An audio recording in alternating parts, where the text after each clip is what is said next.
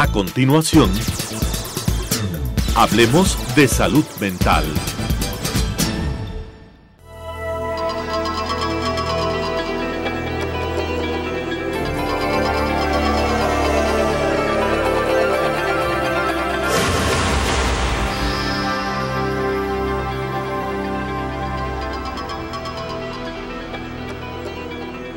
Señoras y señores, bienvenidos a que hablemos de salud mental. Buenos días.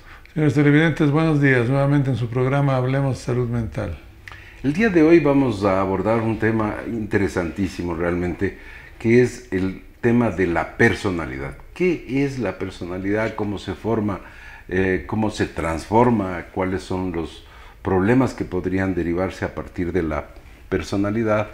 Y este es el tema del día de hoy y probablemente el de la próxima semana. Sí, veamos qué tanto se extiende. Yo sí creo que es importante porque, como hemos hablado en otras ocasiones y respecto a otros temas, hay a veces malos entendidos de lo que significa el término o se lo usa muy ligeramente, muy sin mayor fundamento. Entonces, yo creo que es importante aclarar que personalidad la tiene todo ser humano. Y voy a esto porque muchas veces se oye decir el fulanito o la fulanita no tienen personalidad. Y eso pues es ya desde el punto de vista de salud mental, eso no es posible, eso es uno de los conceptos errados que se da en esta clase de temas, ¿no? O le falta personalidad. Le falta, no tiene. Este es términos comunes que se usan erróneamente, como tú dices. Erróneamente, ¿no? Y hasta de forma media peyorativa, ¿no? Claro. ¿Por qué terminó con el novio? Porque no tenía personalidad. No tiene personalidad este muchacho, sí. Y bueno, vamos a ver cómo se forma la personalidad, porque no es una cosa con la que nacemos. La personalidad es una de las características de nuestra persona que se va construyendo a lo largo del tiempo, se va formando y se forma a partir de varios elementos. Básicamente dos, el temperamento y el carácter. Y vamos a ir viendo qué es temperamento, qué es carácter y cuáles son los elementos que intervienen para que se forme la personalidad. Sí, estos serían los elementos básicos. Y las distinciones yo creo que son muy importantes, porque en esto también hay algunas confusiones. Y se dice, por ejemplo, esta persona tiene mal carácter, y no hay ni mal ni buen carácter, ¿no? Sino que es una forma ¿Pero específica. qué quiere decir la gente cuando dice mal carácter? Yo creo que quiere decir mal comportamiento, mal forma de ser, malas reacciones, mal genio, pero que tampoco estrictamente no corresponde. ¿Qué podrían ser una de las características del carácter? Exacto. Y al decir mal carácter se está calificando una de las características del carácter como malo, es decir, pero lo extienden, lo globaliza, ¿no? Como si todo el carácter, como que si la personalidad en sí fuera solo el carácter. Tú ya habías mencionado, tendríamos dos componentes básicos, algunos dicen tres: el carácter, el temperamento y la persona en sí, la parte física, sí. Entonces tendríamos esas tres. Entonces es evidente que para que haya personalidad tiene que haber una persona, ¿no? Entonces yo creo que esa aclaración sale sobrando. Entonces el temperamento. El temperamento se dice que es aquello con lo cual nacemos, ciertas características que vienen con un componente hereditario de nuestros progenitores. Y estarían bastante más enfocados a la parte afectiva, a los gustos, te gusta tal o cual cosa, o aprecias o reaccionas emocionalmente ante tal o cual cosa. Y el carácter es lo que se iría formando a lo largo de la vida. Todas las características que uno va adquiriendo en cuanto a criterios, en cuanto a opiniones, en cuanto a creencias, es decir, todo lo que viene, lo que se nos va dando por medio del aprendizaje básicamente. Para no complicarlo mucho, lo dejemos así, esquemáticamente, ¿no? O dicho de otra manera, yo le pondría como que el temperamento es biológicamente determinado y el carácter son elementos que son incorporados en la personalidad como elementos que van a construir junto con el temperamento lo que será la personalidad. Pero esos elementos vienen desde fuera, ya no de lo biológico, vienen de la cultura, de la educación, a la cultura a la que uno pertenece.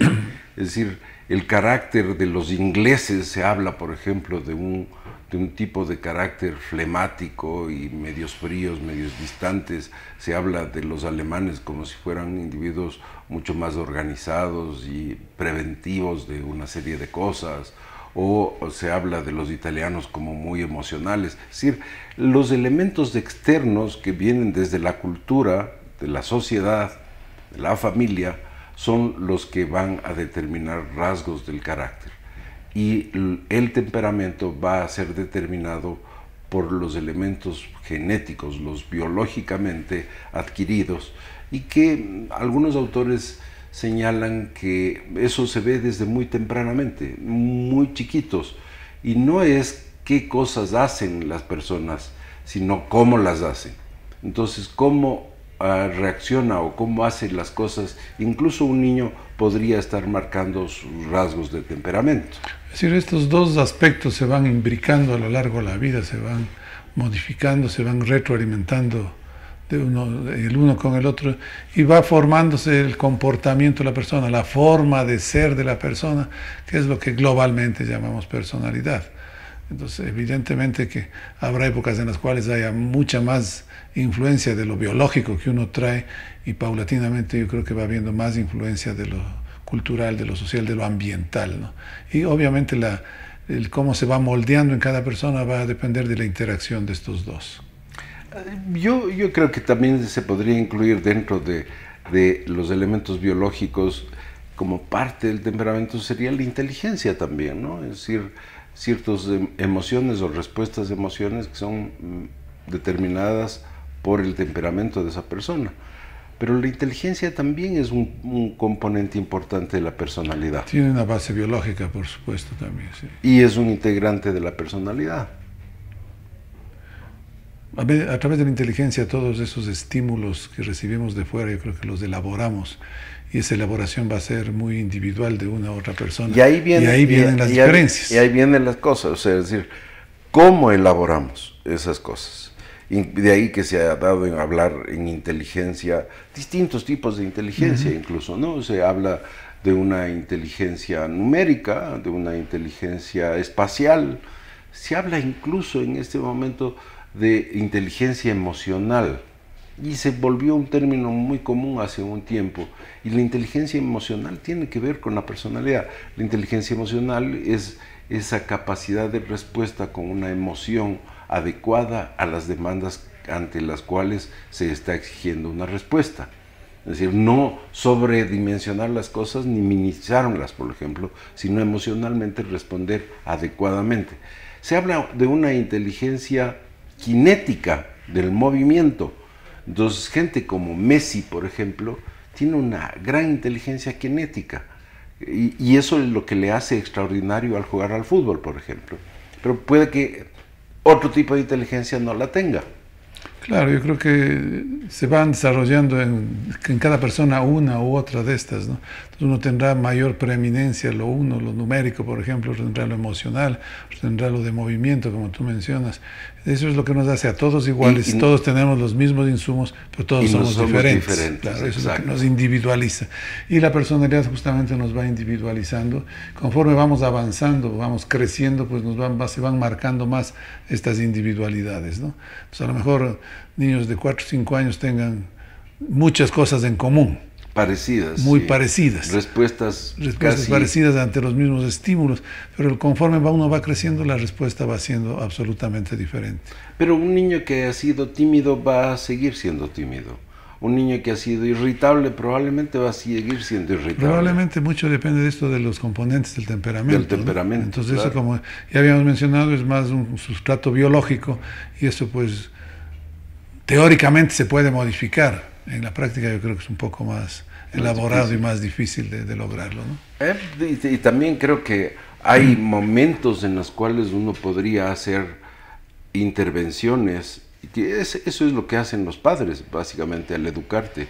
Hacen intervenciones en momentos críticos en donde determinan que tú te vayas formando y que vayas teniendo un set de respuestas de acuerdo a tu cultura, de acuerdo a tu familia, de acuerdo a la formación religiosa, etcétera, etcétera. Y si es que ha habido trastornos, si hay trastornos, hay momentos en los cuales tú puedes hacer una modificación a través de psicoterapia, por ejemplo, pero va a haber otros momentos en que sea demasiado tarde, es decir, ya pasó el tiempo en donde se puedan hacer modificaciones. Y respecto al tiempo, ese es otro punto interesante, en el cual pues hay importantes discusiones hasta cuándo se forma. Llega un momento en que este proceso de formación de personalidad se detiene, llega un momento en el cual es más acelerado, que es menos acelerado, a qué edad llegamos ya a una personalidad estable. Pues hay muchas opiniones al respecto, pero muchas de ellas no conjugan unas con otras, ¿no? Entonces, ¿hasta qué edad? Sí, pues, obviamente toda la niñez, toda la adolescencia. Algunos marcan 25 años como un límite que estaría en relación un poco con la juventud. Hablamos en algún programa anterior sobre los ciclos vitales, las edades, ¿no? Entonces, más o menos cuando ya el joven pasa a ser adulto, dicen que todavía ahí, si bien todavía pueden haber ciertas modificaciones, ya no van a ser tan ágiles ni tan numerosas como era en la infancia o en la adolescencia. También se dice, por ejemplo, y este es un capítulo interesante que tal vez algún rato podemos abordar, las diferencias entre lo que es formación y lo que es educación, es decir, en dónde se forma el individuo y qué quiere decir formarse y qué quiere decir educarse, porque hay diferencias. La formación es adquirir una serie de normas, preceptos, aceptar y cumplir cierto tipo de leyes o reglas en los cuales una familia o una sociedad se mueve. Y educación es adquirir una serie de conocimientos que le permiten realizar actividades en el futuro para tener una profesión. Entonces hay una enorme diferencia entre lo uno y lo otro, y ahí viene lo que podría ser un tópico muy interesante de discusión, porque hasta dónde muchas familias están entregando a la escuela la formación de sus hijos cuando esa es tarea de los padres más bien. Y la educación sí es una tarea de la escuela. No digo que la escuela no pueda participar en la formación de un joven. Y en mi tiempo habían materias como moral, cívica, ética, que eran parte de una educación, pero era una educación formativa. Pero el resto es más bien una responsabilidad familiar. Sí, yo creo que a la final se va compartiendo, porque también en el ambiente estudiantil esa educación, esa adquisición de conocimientos debe tener un fin también. Y no debe ser simplemente una adquisición de conocimientos memorísticos, sino analíticos, en los cuales pues también eso va a contribuir a que se formen al tener tal o cual criterio sobre tal o cual tópico, ¿no?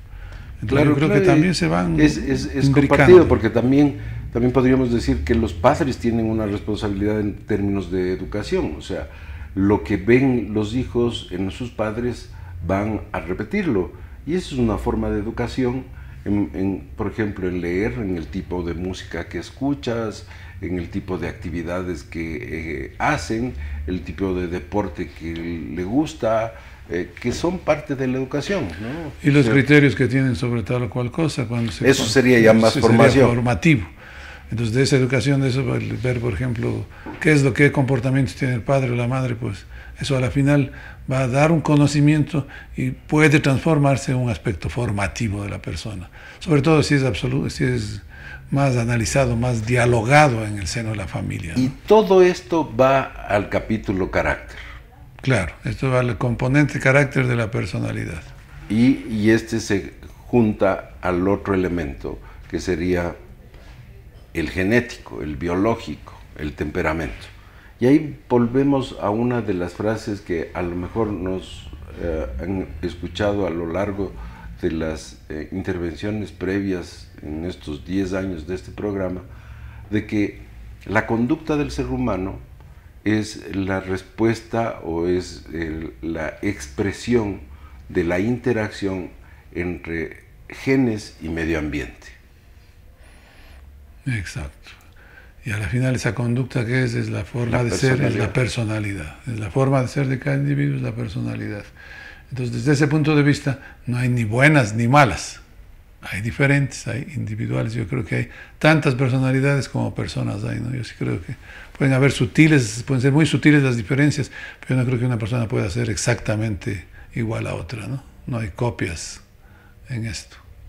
Pero sí, los estudiosos, los psicólogos, los psiquiatras han llegado a conclusiones en relación a ciertas características parecidas entre unos y otros seres humanos, que son individuales, únicos, irrepetibles, pero que se comportan o responden de una manera más o menos parecida, y de ahí se llaman rasgos de personalidad o tipos de personalidad. O sea, podemos decir, hay unos rasgos de personalidad de introvertidos, de extrovertidos, por ejemplo, que es uno de los más conocidos y los más comunes. Entonces, claro, son patrones comunes, pero cada persona marca la individualidad.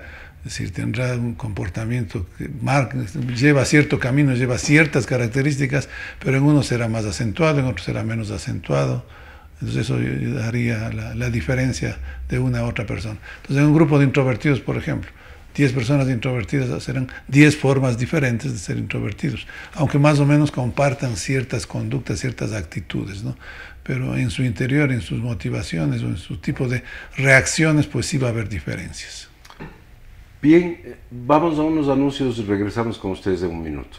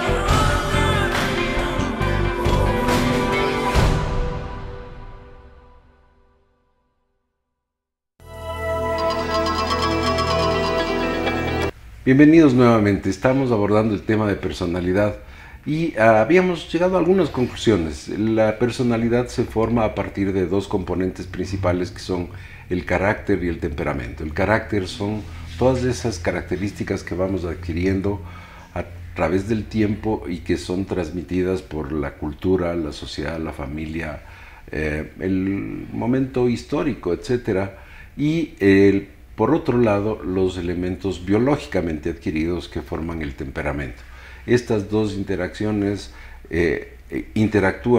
estos dos elementos interactúan y conforman un elemento único que se llama personalidad. Y como habíamos terminado el segmento anterior, justamente diciendo que es única e irrepetible. Ahora, ese única e irrepetible se parece en algunos rasgos, y esos determinan que desde el punto de vista del estudio se hagan variantes de personalidad. Claro, hay ciertas, como habíamos mencionado, hay ciertas características globales. Entonces uno los puede encasillar en determinados grupos o con ciertas características comunes, pero yo insisto en la individualidad, ¿no? Entonces eso, cada persona dentro de un grupo va a tener algo que marque una diferencia. Pero tiene un tipo de personalidad. Tiene un patrón, un marco, digamos, una base igual en todos, ¿no? Tiene un tipo de personalidad, pero es individual y único en esta persona.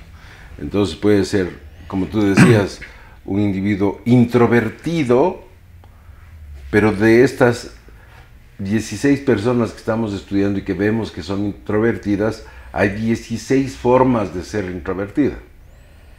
Cada una de ellas va a tener su forma particular, pero el global, el tipo va a ser introvertido, y lo contrario sería lo extrovertido, el optimista y el pesimista, el individuo que es más bien tendido a aislarse, más bien el aislado, el que tiende a ser muy gremial, muy de grupo. Ahora, otro punto importante son que también la persona dice, pero si es igualito al papá, el papá tenía las mismas reacciones, tenía los mismos comportamientos. Probablemente es cosas del temperamento, ahí nos están, ¿no? Exacto, ahí nos están explicando el temperamento, rasgos de temperamento, y nos están explicando también la formación, porque obviamente hay una proyección de cómo somos los padres hacia los hijos, ¿no? Pero entonces, ahí también puede por haber ejemplo, una influencia. yo no aconsejaría que se diga ese tipo de cosas a los hijos, porque claro, sí acabamos de decir de que hay cosas en las cuales se parecen los diferentes tipos, pero son individuos.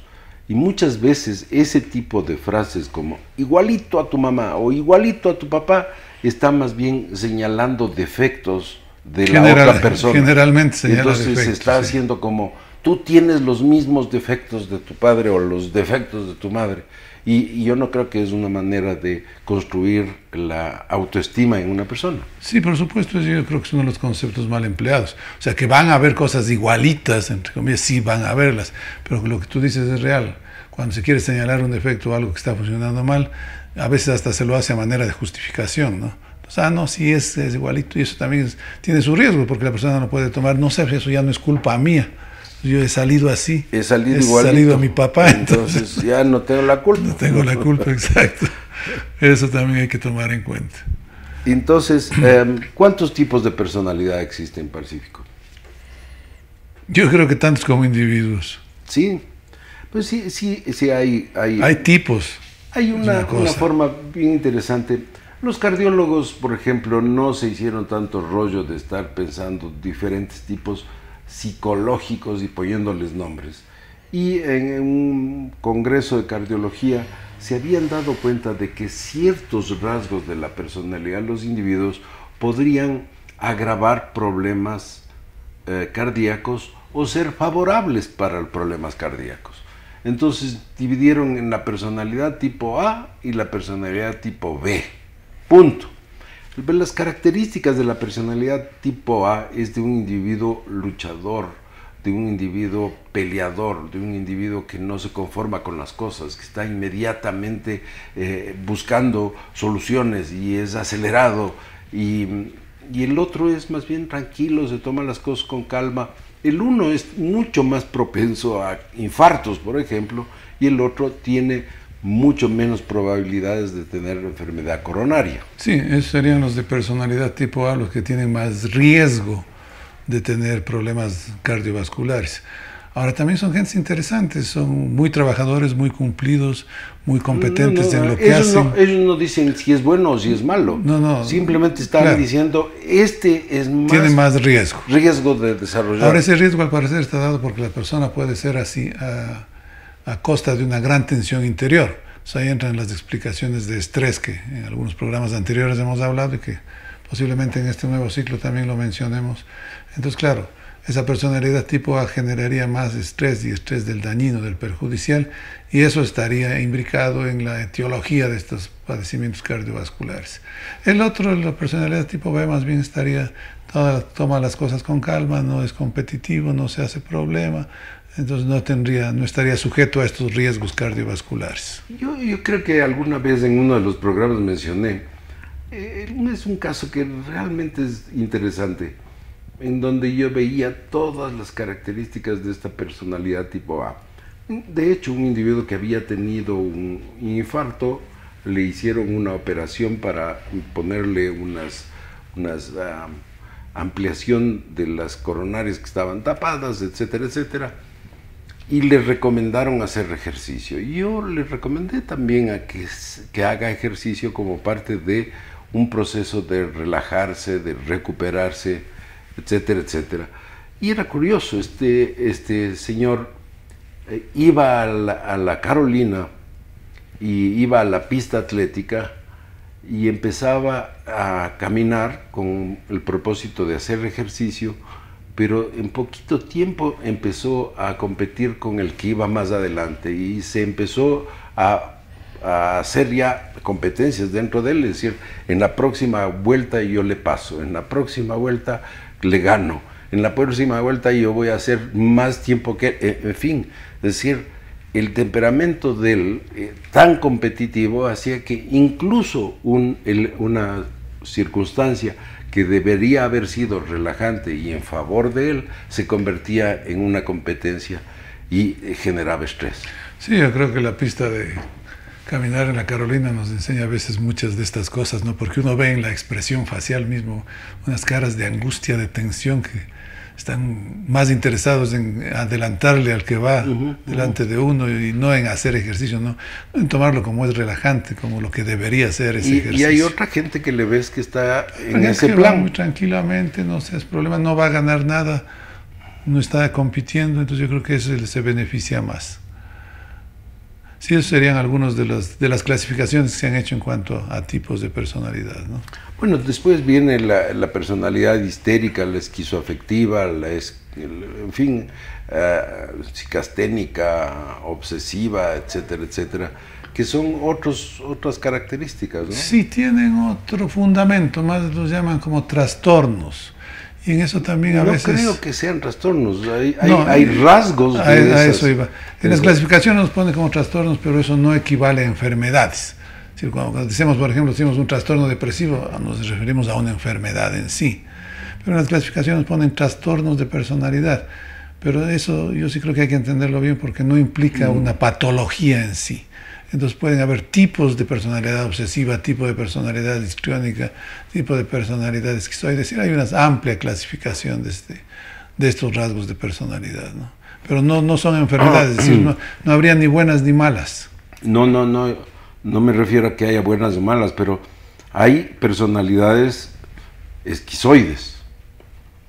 Eso no quiere decir que sea una patología. Exacto. Pero son rasgos de personalidad en el cual las personas tienden a ser poco más solitarias, poco sociables, por ejemplo, no interactúan mucho socialmente, son cumplidos, son organizados, hacen las cosas, tienen dificultades en las relaciones interpersonales, mantienen una distancia con el resto de las personas, van a su trabajo, pero hacen más bien pocos amigos, no participan en las actividades sociales de la empresa, por ejemplo, o se excusan rápidamente. Es decir, hay características de una personalidad esquizoide sin ser un trastorno. O sea, no vas a poder hacer nada en relación a ese señor, siempre va a ser así. No, por supuesto, no, en eso no va a haber modificación. Y como te digo, no son enfermedades, no son patologías. Entonces la persona está conforme con ser así, además. Incluso yo diría que hay rasgos de personalidad que son tremendamente favorables. Lejos de ser patologías, son elementos a favor de ese individuo. Por ejemplo, los obsesivos son gente extremadamente responsable, puntual, honorable, honrada, gente muy trabajadora, tiende a dar más incluso de lo que le piden. Es decir, ellos se sienten medio obligados a hacer más allá de lo que les piden y de hecho les va muy bien en un montón de trabajos en los cuales la gente les pide, por ejemplo, puntualidad, honradez, etcétera, etcétera. Sí, yo creo que desde el punto de vista laboral muchos de estos tipos son ventajosos. El tipo esquizoide que tú mencionabas, ponen a un esquizoide a trabajar solito en un archivo del sótano y funciona de maravilla y lleva ese archivo muy bien. Pero si le pones a vender, le pones de la recepción de la empresa o de vendedor, no sirve para nada porque no tienen buen contacto con rasgos histriónicos. Le pones de vendedora, una maravilla.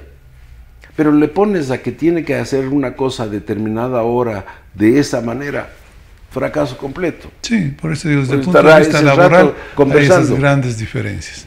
Igual con el paranoide, cuando se siente muy mal, que la gente no le ve bien, que no se relaciona bien, entonces también como que se hace a un ladito, también se aísla, entonces también va a tener ciertas dificultades en interactuar con otras personas. No solo el aislarse, sino inclusive ver ciertas amenazas, ¿no? No trasciende, no es de enfermedad. No pierde la noción de realidad, pero tiene esa percepción de que la gente como que no le mira bien, como que yo le caigo mal al fulanito. Entonces eso también dificulta su desempeño laboral muchas veces. Rasgos sociopáticos. ¿Qué tal? Una maravilla para ser político, pues. Pero una maravilla para ser político. Tienen la misma cara cuando le odian o cuando le aman al que está al frente. Hacen y toman decisiones con una tranquilidad impresionante. Incluso dicen que los cirujanos deben tener ciertos rasgos, porque la mayoría de la gente, el rato de hacer un corte en un ser humano, se espeluzna. Siente que el estómago se chupa. Los cirujanos andan con una tranquilidad espantosa. En eso hay algunos estudios interesantes sobre por qué uno elige determinada especialidad. No vamos a entrar en eso porque vamos a quedar mal parados porque elegimos ser psiquiatras. Bien. Les esperamos la próxima semana que sigamos hablando de salud mental. Hasta la próxima semana. Buenos días. Las opiniones vertidas en este espacio por la producción y dirección del programa son de exclusiva responsabilidad de sus autores y de quienes intervienen en ellos.